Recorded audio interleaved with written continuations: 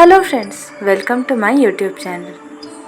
তোমাদের সকলকে জানাই মহালয়ার শুভেচ্ছা এবং আজ থেকে পিতৃপক্ষের অবসান ও মাতৃপক্ষের সূচনা।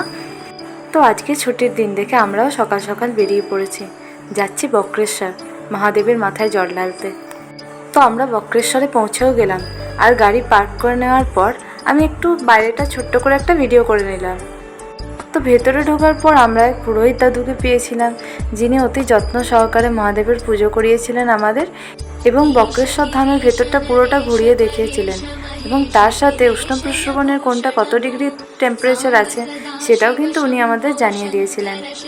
তো বক্রেশ্বর ঢোকার পর প্রথমেই তোমরা পাবে এই উষ্ণ প্রস্রবণটি, যার টেম্পারেচার কিন্তু 40 ডিগ্রি সেন্টিগ্রেড। তো প্রথম উষ্ণ প্রস্রবণ থেকে বেরিয়ে মন্দির যাওয়ার পথে কিন্তু এই দেওয়ালে সমস্ত মুদ্রা কিন্তু সুন্দরভাবে এখানে আঁকা আছে। তোমরাও দেখে নাও জিনিসটা কত সুন্দরভাবে দেওয়ালে আঁকা আছে।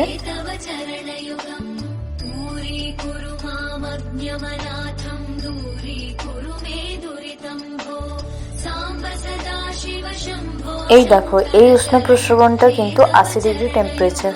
তো জলের ভেতরটাই তোমরা দেখতে পাবে এত গরম, আর জলটা থেকে পুরো ধোঁয়া হচ্ছিল। এটা হচ্ছে অগ্নিকুণ্ড, এটার টেম্পারেচার হচ্ছে 90 ডিগ্রি সেলসিয়াস। তো এটার মধ্যে কিন্তু হিলিয়াম গ্যাস প্রডিউস হয়। পুরোটা দেখো, তোমরা দেখলেই বুঝতে পারবে। গ্যাসটা কিন্তু ভিডিওর মধ্যে বোঝা যাচ্ছে যে গ্যাসটা উঠছে। দেখো, তোমরা ভালো করে দেখে নাও ভিডিওটা। এর জলটা পুরো লিটারালি একদম ফুটছিল। আর এটা হচ্ছে জীবৎস কুণ্ড, এটা কিন্তু ঠান্ডা জলের কুণ্ড। দেখো, দেওয়ালেও লেখা আছে। তো ওখানকার স্থানীয় লোকদের সাথে কথা বলে জানতে পারলাম, আগেকার দিনের যারা মুনি ঋষিরা ছিলেন তারা কিন্তু এই ঠান্ডা জলের কুণ্ডতে স্নান করতেন। তো আমরা যথারীতি পৌঁছে গেলাম মহাদেবের মন্দিরে। এই হচ্ছে মেন গেট দিয়ে জুতো খুলে আমরা ভেতরে ঢুকে গেলাম। যাওয়ার পথে একটু ঘন্টা বাজিয়ে নিলাম।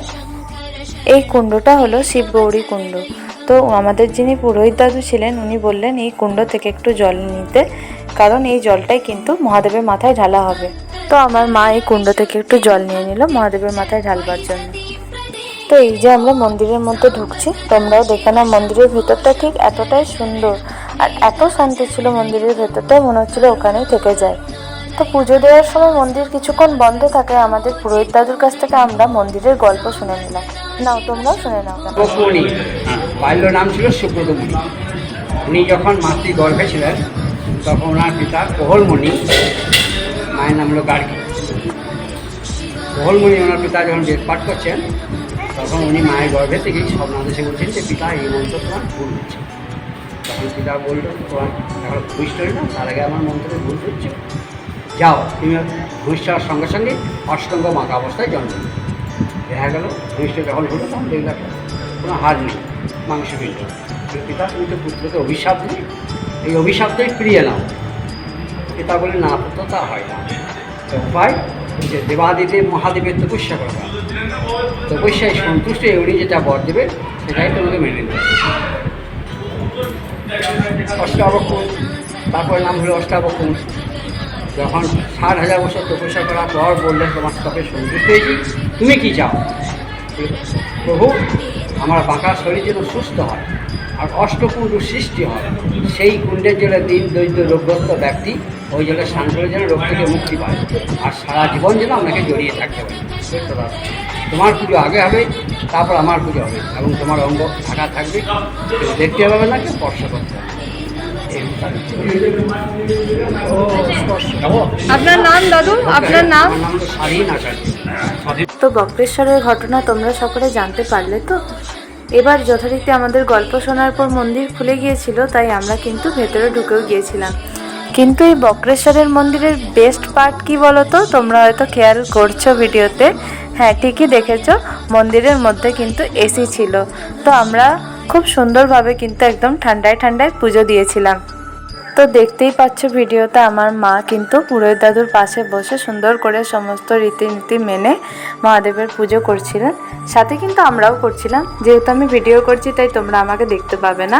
বিশ্বাস করো, অন্যান্য মন্দিরে গিয়ে যখন দেখি পাণ্ডাদের খুব চাপ, সেখানে এই বক্রেশ্বরে মহাদেবের মন্দিরে এই দাদু আমাদের এত সুন্দর করে মহাদেবের পুজো করালেন, সত্যি বলছি একদম মনটা ভরে গেছে। তো তারপর আমরা সবাই মিলে মহাদেবের মাথায় জল ঢেলে নিলাম।